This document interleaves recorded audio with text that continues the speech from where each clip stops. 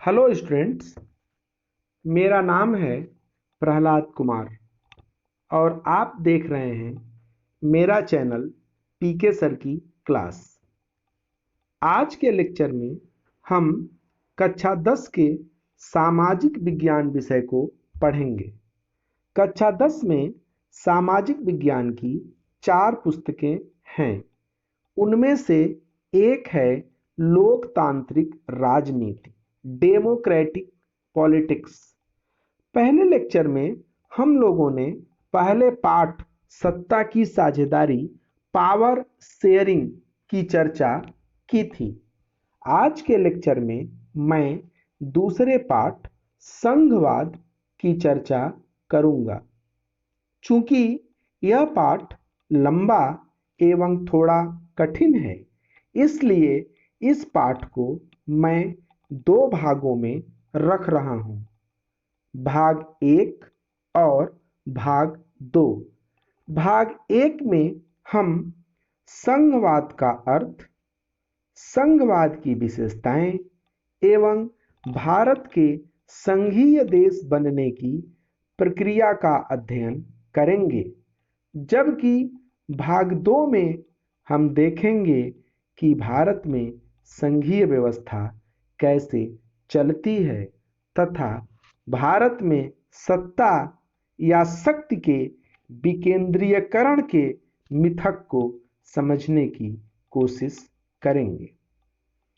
विद्यार्थियों, पिछले पाठ में हमने पाया कि सरकार के विभिन्न स्तरों के बीच सत्ता का ऊर्ध्वाधर विभाजन लोकतंत्र में सत्ता की साझेदारी का प्रचलित रूप है। इस पाठ में हम सत्ता के साझेदारी के इसी स्वरूप पर विस्तार से विचार करेंगे। प्रायः इसी को संघवाद कहा जाता है। संघवाद क्या है?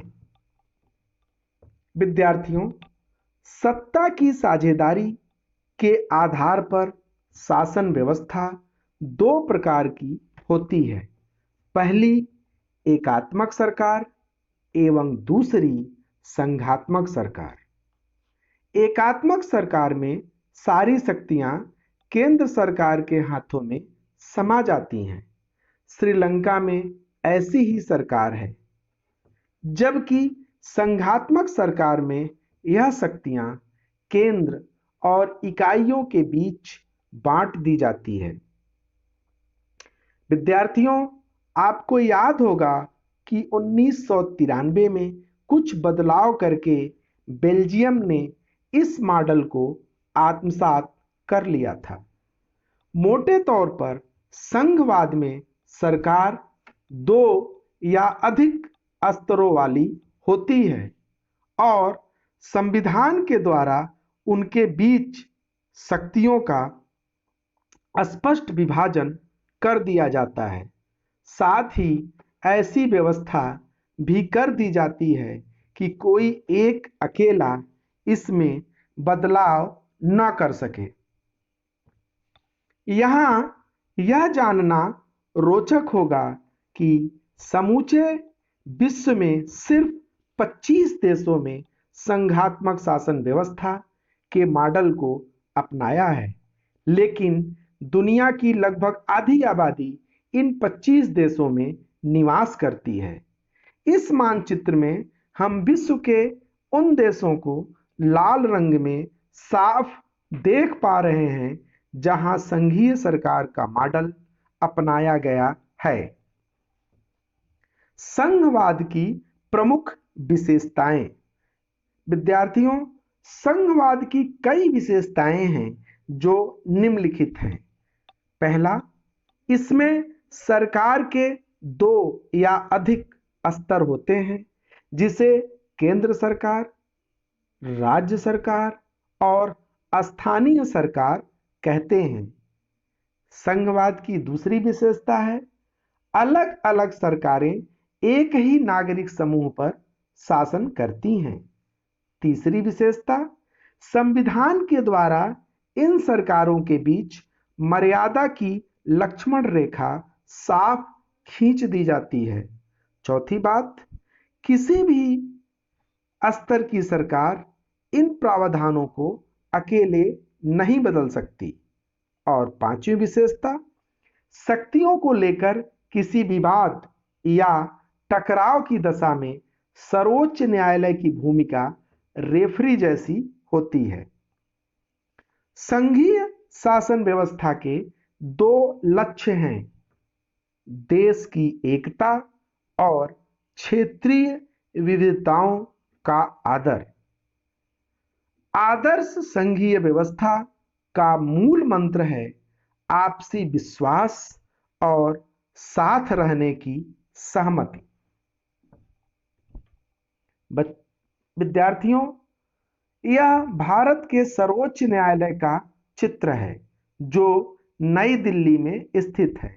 भारतीय संघीय व्यवस्था में यदि केंद्र और राज्य सरकारों के बीच अधिकारों को लेकर कोई अप्रिय स्थिति पैदा होती है तो उसे निपटाने का अधिकार संविधान के द्वारा सर्वोच्च न्यायालय को दिया गया है।